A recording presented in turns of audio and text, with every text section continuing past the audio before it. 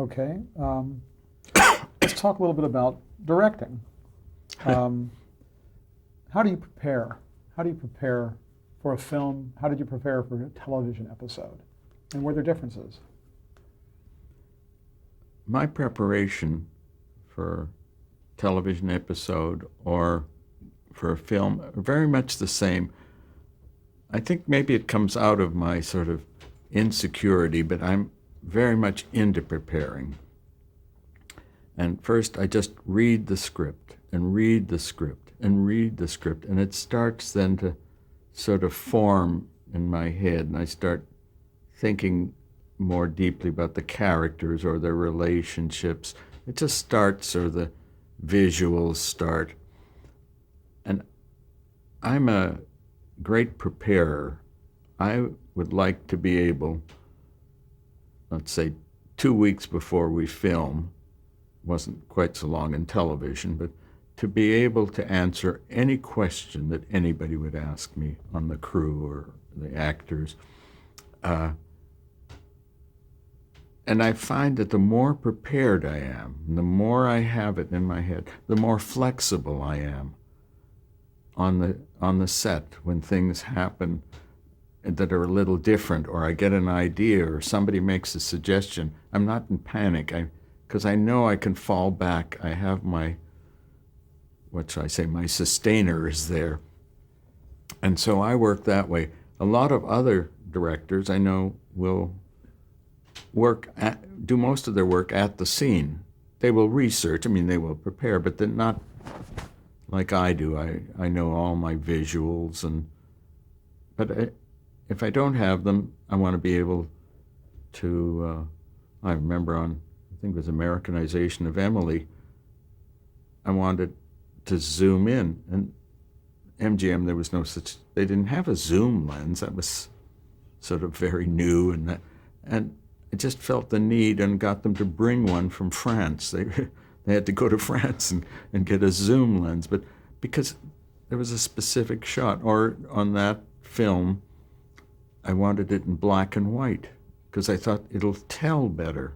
That's how the story will tell. And the studio was afraid of black and white because color was just fairly new, and they didn't want people to think it was an old movie. And so Marty Ransoff and I, he was the producer, we had to struggle to get me sort of what I wanted there. When you visualize, when you get this in your head about a film or a project, how does casting enter into it? Is that do you enjoy the casting process? I do, yes. I enjoy the casting process. I enjoy every aspect. Each one, because there's somebody else creative involved, and if you see, I'm not going to teach acting, and if you get the right actors, if you cast properly, it just melds and you can work with it, you can do things. Yes, there are many times when you have to, how should we say, drag a performance out of an actor, but there's so many times when you think, I think to George C. Scott in Hospital, if I could have done the film in one day, he could have. So prepared, so ready. And I think if I directed him 3 times in the movie, yes, we discussed character ahead, obviously, and that sort of thing, but it just does it. And others you work with, everything, you prep, and then you don't know. When you were prepping before you had casting sessions, did you have sometimes an exact idea for who should play a role, or were you more open, or did it vary? In casting, it varied a lot because you have a feeling, and you usually have an idea, and you tell the casting person what you're looking for. But I would also say to them, this is the kind of, but I would also say, if you see it differently, bring in somebody different. And sometimes they will bring in somebody very different from what you were thinking, and you think, oh, that's different, that's fresher, or a more interesting concept.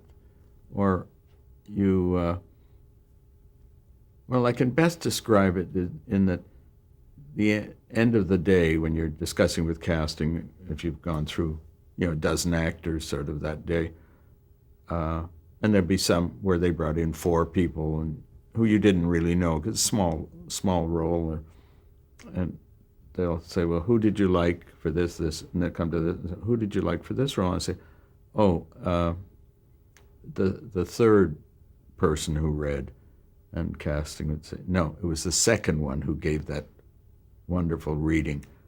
And I'd say, yes, that's true, but there was something about the third that I got a feeling that we would work together and do something better, do something. And you go on those instincts all the time.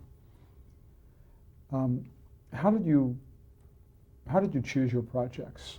What draws you to a project? It's hard to say what draws you to a project. You go by your instinct. There are a few that you read and boom, yes, you want to do it. That's no question.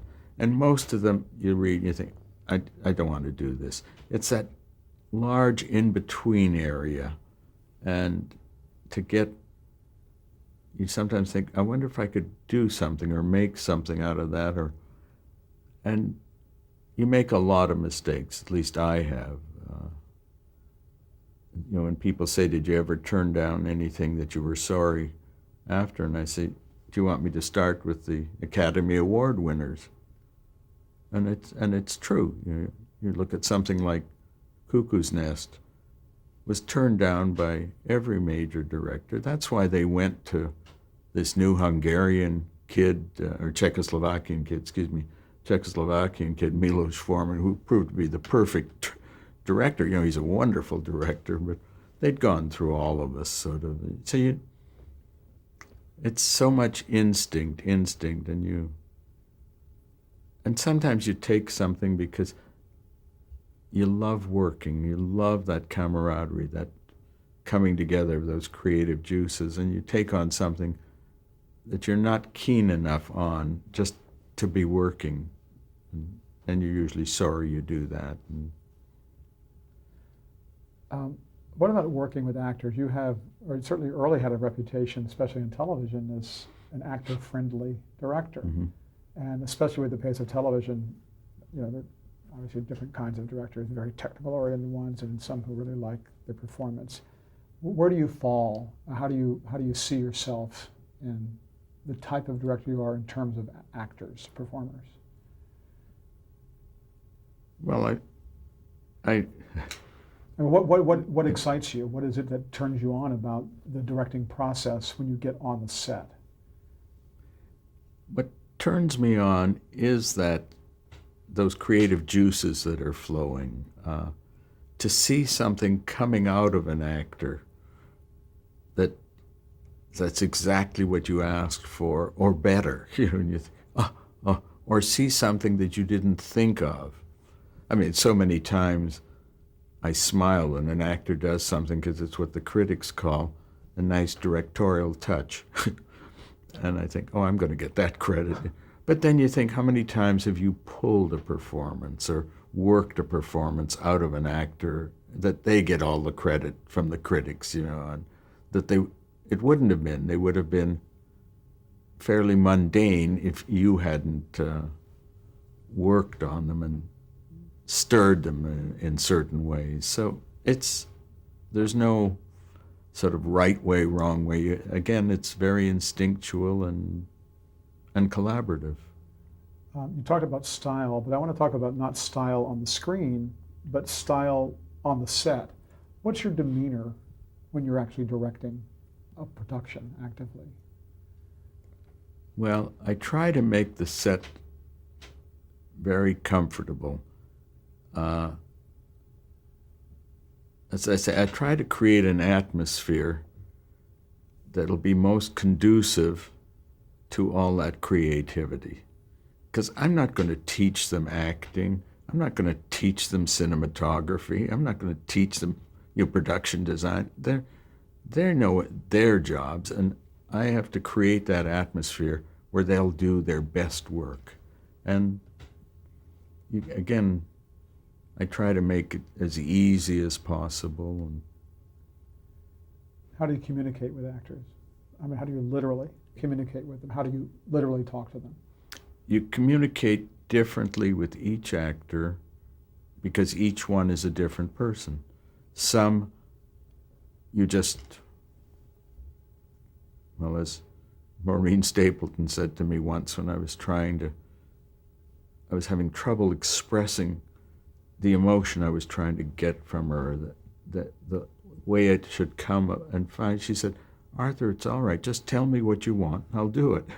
And sometimes there's that. But sometimes you really have to motivate. You have to give them something that they can work off of, create an incident for them, or dig into their past and find something, or find ways. Or sometimes you have to, how should I say, challenge them when somebody won't give you what you want.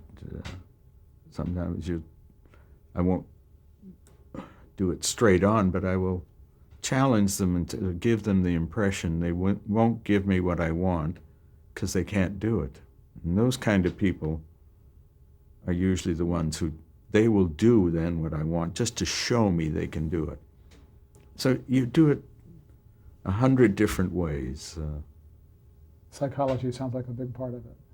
It probably is, but I have a psychology background, but that's what I studied, but I've never consciously thought psychologically or anything.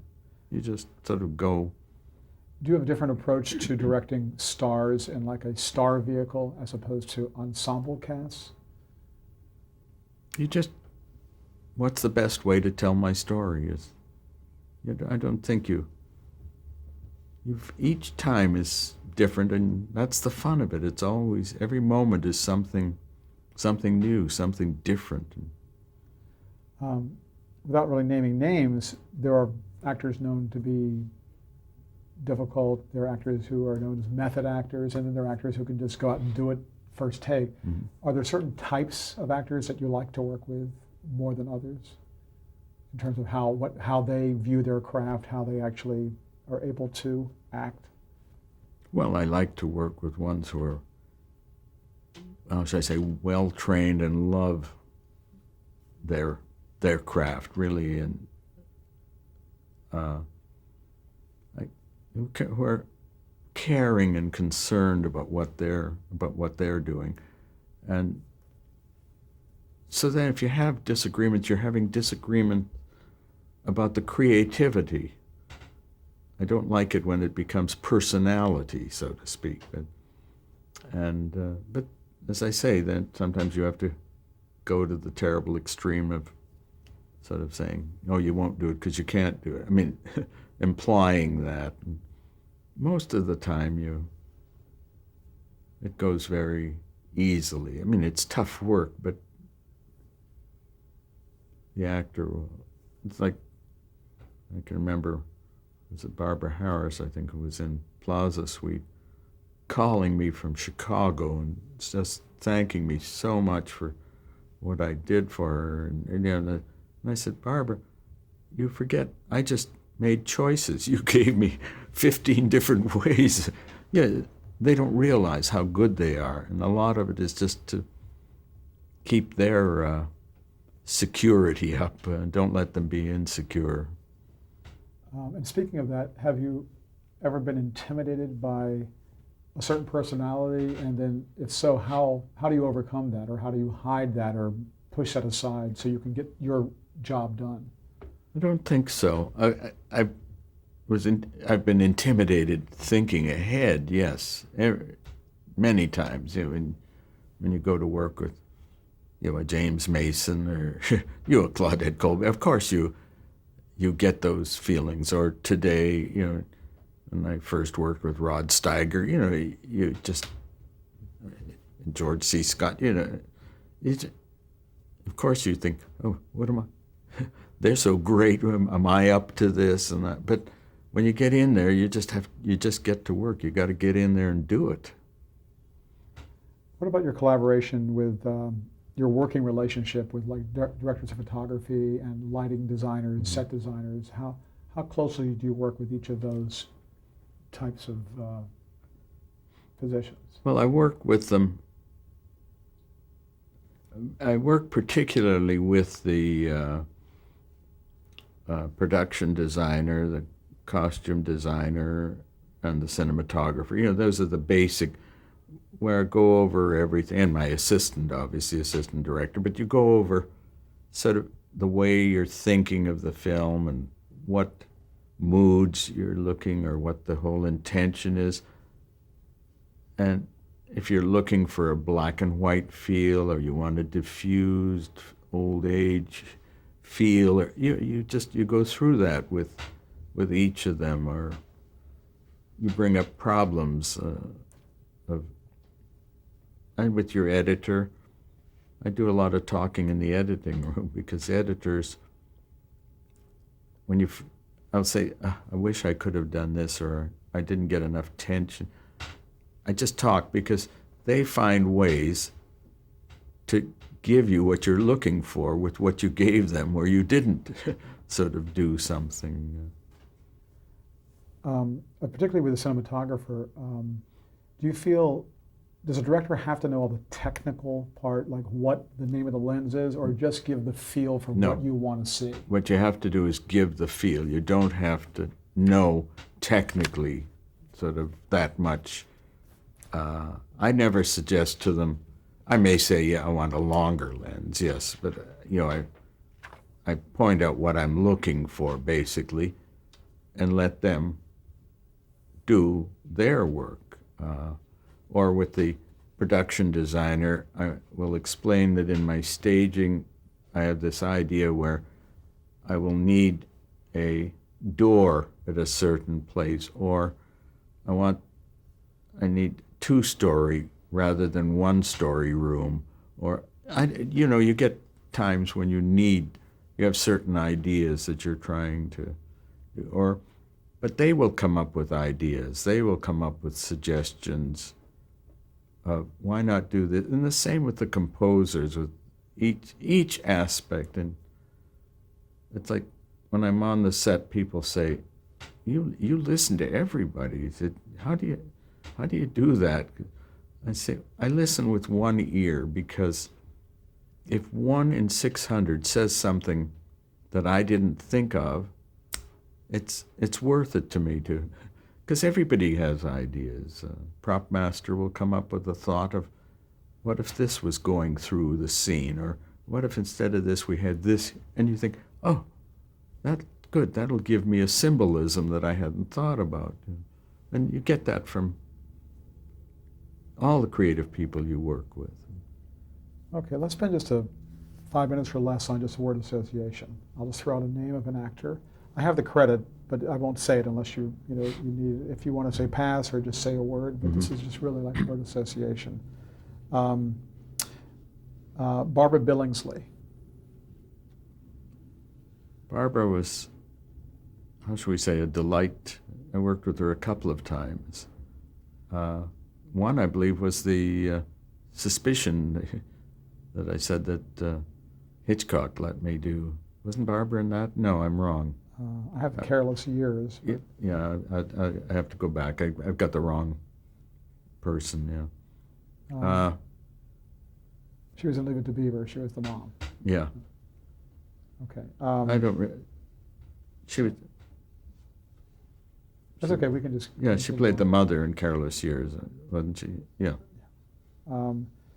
Denver Pyle, Perry Mason. I loved working with Denver. You're reminding me. He was on the pilot of Empire, and we had so many problems because it was winter and the weather, and the transformer wouldn't work, and they had to send one out by mail and things like that. And by mail, I mean by getting another plane and sending it.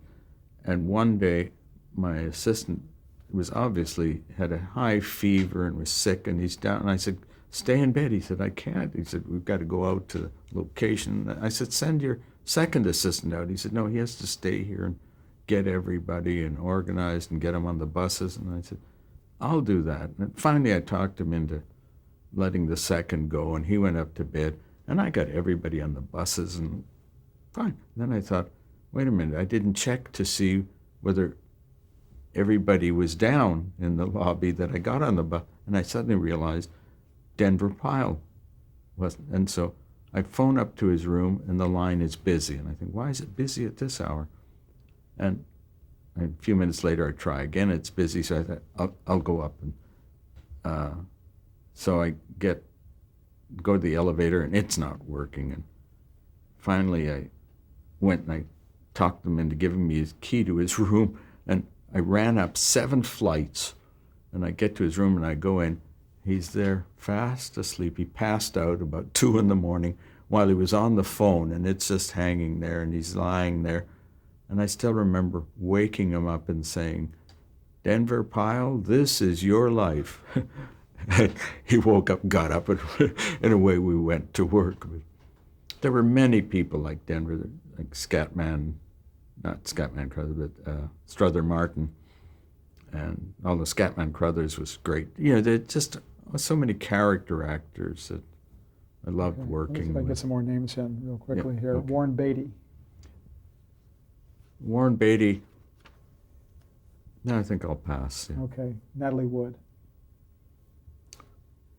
I really enjoyed working with Natalie. Very sweet girl, very caring, and never got the feeling of movie star or anything like that. She paid attention and worked hard, and it was, mind you, she wanted her own cinematographer, who was terrific, Harry Stradling. Yeah.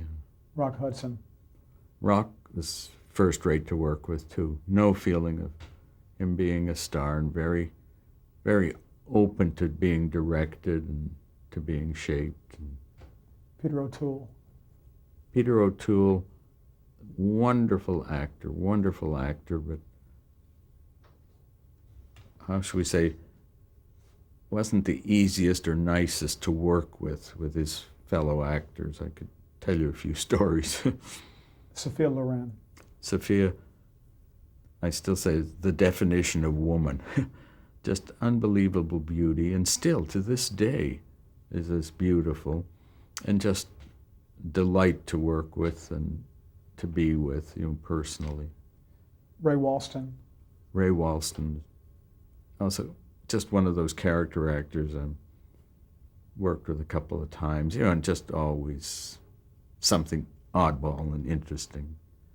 Al Pacino. Al Pacino is the only time I think I lost my temper with an actor. It's a long story, but for a while he left the picture because it was a big thing. But we're fine. You know, we got over it. But Nick Nolte. Nick Nolte was just also delight and very caring about working, and yeah, they all want to do right. They want to do a good job. Robert Blake. Robert Blake was also just fun to work with, and that I remember having to switch a schedule so he could go downtown and either get married or get his marriage license. This is way back. Yeah. James Garner. James Garner, well, we worked together a couple of times and just loved him each time, and still we share our favorite movie, Americanization of Emily. And It's also Julie Andrews' favorite. Julie Andrews. Julie Andrews, wonderful. You just sort of touch buttons and everything goes. Yeah, just. Bob Cummings. Bob Cummings was, what should I say, oddball fun. It was very nice to work with, a good actor, and had a whole briefcase full of, should we say, odds and ends of kinds of pills and things, always trying to help you with whatever was bothering you. It was like the doctor. What advice would you give to someone who he wants to start out as a director today? Well, I would say, have you made a film? If you haven't had enough interest to go and get a little video camera or digital or something, even if you had to wash dishes to rent one, and do a little 10-minute film with your friends, you don't have enough interest. And forget it. As I say to the actors more than the director, but it applies too, I say, is this what you want to do most in your life? And everybody says yes. And I say, that's not enough. It better be the only thing you want to do, because to become successful in television or film, in directing, acting, is just so hard. You need so much luck, and you have to, and part of it is you got to hang in, and one day a door will open. Keep knocking on those doors. But when it opens, you better be good. We have about 2 or 3 minutes left, so let's see if we can get these in. Is there something you look at as the highlight of your career? Something that stands out for you that you're either most proud of, or? There are a few films, that I just feel so proud of, yeah. Any one that kind of bubbles to the top? Well, Or? Americanization of Emily is my favorite. But as I say, written by the only genius I ever worked with, Paddy Chayefsky. Although people said, how did you work with him? He was so abrasive and this and that, which was true. And I said, because when a genius speaks, I listen. Although I did have one argument with him on Hospital. And I had a concept on a scene we were just about to shoot, and I had some thoughts, and Paddy was there, he was producing, and I went over it with him. I said, look, I'm thinking this and this, and he said, Arthur, that's wonderful, but you can't do it. I said, why? He said, because if you did it, I'd have to go back to the beginning, and we've shot scenes. I pointed out why it wouldn't, and he felt it would, and it's the only time we ever sort of had words, and finally he went into his office, slammed the door, and didn't come out for 4 hours. And it's the only time I went ahead and did what I felt, even though and the next day he arrived on the set, and was on a different scene, and I see him walking, and he walks over and walks behind me, and as he passed me, he said, you were right, and kept going. And I knew that when he thought about it, he would get over his instinct to protect his baby and see that it was okay. We have about 1.5 minutes left. Any biggest regret, any film you passed on that you wished you had done, or anything like that? Yes, I was the first director. I was the director on The Verdict, which was the perfect film for me. It just had just the right sort of social feel and that. And while I was prepping, and we were working on rewrites, I got a script from Fox on Making Love. And I said, what are you sending me this? I'm doing this other one for you. And they said, anyway, it was a long story, but I got talked into that if I did Making Love, then I would come back and then it do The Verdict. And of course, it didn't work out that way. And I thought, why would I have ever left it, the one perfect one for me? Did you have a mentor yourself? Or someone you look at as was a mentor to you? Not a mentor, but how should I say? Well, I loved David Lean's work and Fred Zinnemann. There are a lot of Billy Wilder, that turned me on, and the neo-realists, the Italian cinema, Open City, and that turned me on. But I didn't have a mentor. I had a lot of luck. That's why I say you have to hang in. Let's change tapes. We have just a little bit more to go, and we're done. Very, very close.